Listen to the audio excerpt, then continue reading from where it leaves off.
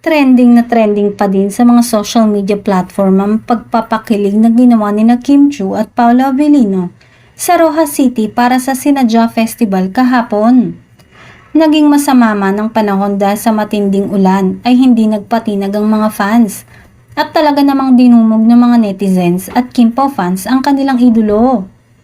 Naging highlight ng nasabing event ang duet number ni na Kim at Paolo. Natural na nga raw ang galawan ng dalawa, hindi tulad ng mga nauna pa nilang mall show.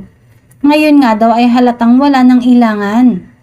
Halos dumagundong naman ang stage sa sigawan at tilian ng mga fans ng banggitin ni Paolo ang palangga, taka sa harap ni Kim. Palangga at taka na ang ibig sabihin ay mahal kita. Ito na nga kaya umano ang hinihintay ng madlang people na pag-amin ng dalawa sa tunay na estado ng kanilang relasyon. Samantala, bago pa yan ay pinakilig na ng malala ni na Kim at Paolo ang mga fans sabay nag-post ng update sa kanilang Instagram account.